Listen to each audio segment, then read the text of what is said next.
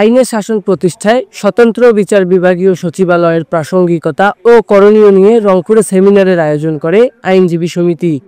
মঙ্গলবার বিকেলে আইনজীবী সমিতি ভবন হল রুমে এ সেমিনারে দেশের মানুষকে ন্যায় বিচার প্রদানের জন্য বিচার বিভাগের সম্পূর্ণ স্বাধীনতা নিশ্চিতের কথা মূল প্রবন্ধে উপস্থাপন করেন ল্যান্ড সার্ভে ট্রাইব্যুনালের বিচারক যুগ্ম জেলা ও দায়রা জজ আবু সাইদ। জনগণের আস্থা ফিরিয়ে আনার এই প্রক্রিয়াটি জটিল হলেও এদেশের মানুষকে ন্যায় বিচার প্রদানের জন্য অবশ্যই বিচার বিভাগের সম্পূর্ণ স্বাধীনতা নিশ্চিত করতে হবে এবং বিচার বিভাগকে নির্বাহী বিভাগ ও আইনসভা থেকে সম্পূর্ণ পৃথকীকরণ পূর্বক কার্যকরভাবে স্বাধীন করতে হবে। স্বতন্ত্র বিচার বিভাগীয় সচিবালয়ের দাবি পূরণে আইনজীবীদের এগিয়ে আসার আহ্বান জানান রংপুর মহানগর দায়রা জজ মশিউর রহমান খান। আমাদের এখন চোখ রাখতে হবে জিনিসটা দিকে, যাতে খুব দ্রুত এই দাবিটা বাস্তবায়ন হয়।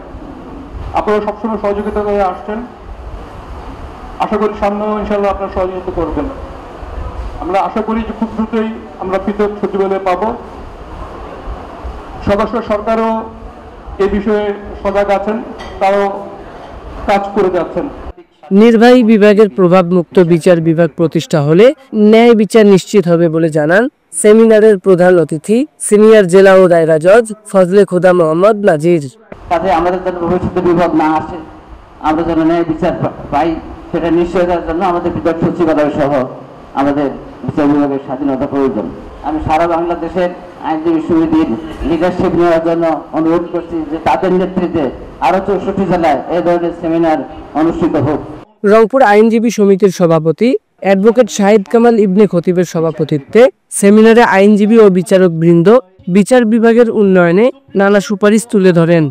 নিউজ ডোর ডেস্ক রিপোর্ট।